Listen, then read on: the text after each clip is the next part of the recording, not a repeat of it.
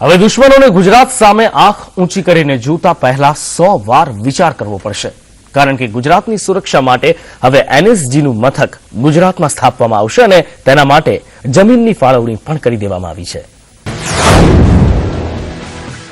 દુશ્મનો સાવધાન, ગુજરાત સામે કોઈ ઊંચી નહીં કરી શકે આંખ.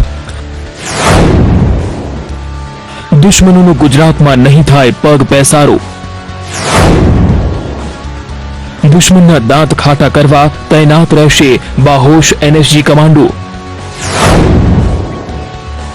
ગુજરાતને મળશે એનએસજીનું રાષ્ટ્રીય મથક. કેબિનેટ બેઠકમાં લેવાયો નિર્ણય.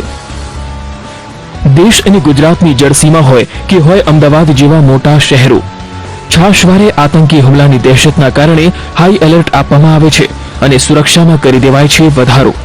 આ દહેશતના પગલે પોલીસ વિભાગ સહિત સુરક્ષા જવાનોના જીવ તાળવે ચોંટી જતા હોય છે અને તેમાં પણ જો કોઈ આતંકી ઘટના બની તો તેને પહોંચી વળવામાં થઈ શકે છે વિલંબ.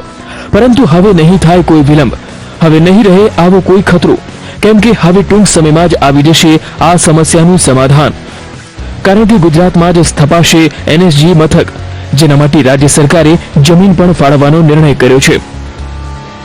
ગાંધીનગર ખાતે એનએસજી મથક માટે વર્ષ 2009માં જ મંજૂરી આપી દેવામાં આવી હતી, પણ પેચ જમીનની ફાળવણીના મુદ્દે જ ફસાયો હતો. ગાંધીનગરના રાંદેસરમાં સ્થપાશે એનએસજી મથક. રાજ્ય સરકારે જમીન ફાળવવાનો કર્યો નિર્ણય. ગુજરાતમાં બનશે દેશનું 6ઠું એનએસજી હબ.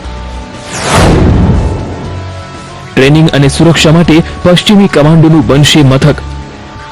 એટલે કે હવે ગુજરાતમાં કોઈ પણ આતંકી ઘટના બને તો તેવી પરિસ્થિતિમાં આ બાહોશ જવાનો ગણતરીના કલાકોમાં કાર્યવાહી કરવા માટે તૈયાર રહેશે અને દુશ્મનોને આપશે જડબાતોડ જવાબ.